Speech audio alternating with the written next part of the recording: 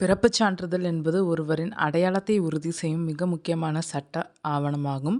இதில் பெயர் அல்லது எழுத்துப் பிழைகள் இருந்தால் கல்வி, வேலை, பாஸ்போர்ட், திருமணம் போன்ற பல்வேறு நிலைகளில் எதிர்காலத்தில் சட்ட சிக்கல்கள் ஏற்பட வாய்ப்புள்ளது. அதனால் பிறப்புச் சான்றிதழில் உள்ள பிழைகளை உரிய முறையில் திருத்துவது அவசியமாகிறது.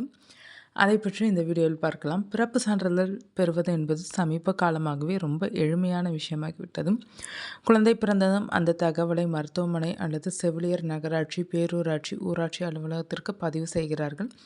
அந்த பதிவு செய்யப்பட்ட பிறகே பிறப்புச் சான்றிதழ் வழங்கப்படுகிறது. பொதுவாக குழந்தை பிறந்த 21 நாட்களுக்குள் பதிவு செய்தால் எந்த அபராதமும் இல்லாமல் சான்றிதழ் கிடைக்கும். பதிவு செய்த பிறகு உங்கள் பகுதியின் நகராட்சி அல்லது ஊராட்சி அலுவலகத்திற்கு சென்று விண்ணப்பிக்கலாம். இப்போது ஆன்லைனிலே விண்ணப்பிக்கவும் முடியும். தமிழ்நாடு அரசு இணையதளம் மூலம் பதிவு எண் அல்லது குழந்தையின் விவரங்களை கொடுத்து சான்றிதழை டவுன்லோட் செய்யலாம். மருத்துவமனையில் கொடுக்கும் பிறப்பு அறிக்கை, பெற்றோரின் ஆதார் போன்ற அடையாள ஆவணங்கள் இருந்தால் சான்றிதழ் தயாராகிவிடும். 21 நாட்களை கடந்த பிறகு பதிவு செய்ய வேண்டும் என்றால் கூடுதல் நடைமுறைகள் மற்றும் சிறிய அபராதம் இருக்கும். ஆனால் அதையும் சம்பந்தப்பட்ட அலுவலகத்தில் எளிதாக செய்து முடிக்க முடியும். அதேபோல் பிறப்பு சான்றிதழில் உள்ள சிறிய எழுத்துப் பிழைகளை சரி செய்வது எளிதான செயல்முறையாகும். இதற்காக சம்பந்தப்பட்ட நகராட்சி, பேரூராட்சி அல்லது ஊராட்சி அலுவலகத்தில் உள்ள சுகாதார ஆய்வாளர் அல்லது கிராம நிர்வாக அலுவலரை அணுகி மனு அளிக்க வேண்டும். குழந்தையின் பெற்றோரின் அடையாள சான்றுகள் மற்றும் மருத்துவமனை வழங்கிய டிஸ்சார்ஜ் சம்மரி போன்ற ஆவணங்களை சமர்ப்பித்தால் அதிகாரிகள் சரிபார்த்து பிழைகளை திருத்தி தருவார்கள். இந்த வகை திருத்தங்களுக்கு அரசிதழ் அறிவிப்பு தேவையில்லை.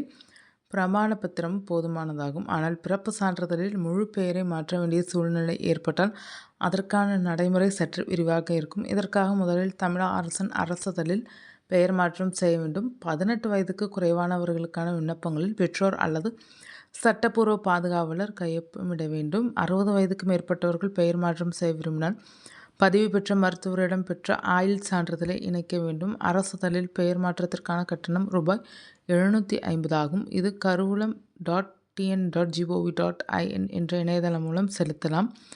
பெயர் மாற்றத்திற்கான விண்ணப்ப படிவங்களை stationaryprinting.tn.gov.in என்ற இணையதளத்திலிருந்து பதிவிறக்கம் செய்து கொள்ளலாம். விண்ணப்பத்துடன் பழைய பிறப்புச் சான்றிதழ், ஆதார், ரேஷன் கார்டு, கல்வி சான்றிதழ்கள் மற்றும் சமீபத்திய புகைப்படம் ஆகியவற்றை இணைக்க வேண்டும்.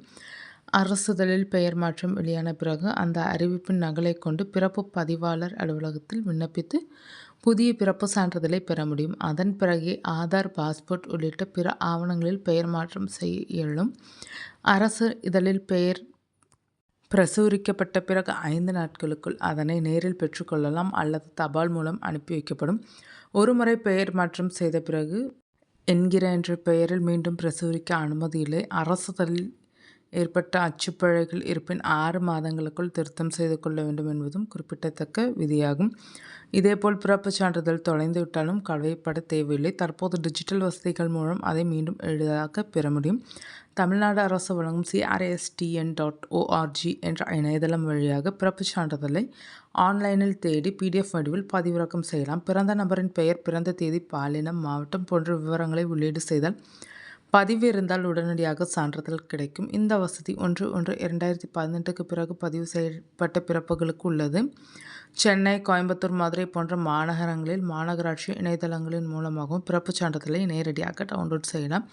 2018க்கு முந்தைய பதிவுகளுக்கு சில இடங்களில் நேரில் அலுவலகம் செல்ல வேண்டிய தேவை இருக்கலாம். இருந்தாலும் பழைய பதிவுகளையும் டிஜிட்டல் வடிவில் மாற்றும் பணிகள் நடைபெற்று வருவதால் எதிர்காலத்தில் அவையும் ஆன்லைனில் கிடைக்கும் என எதிர்பார்க்கப்படுகிறது.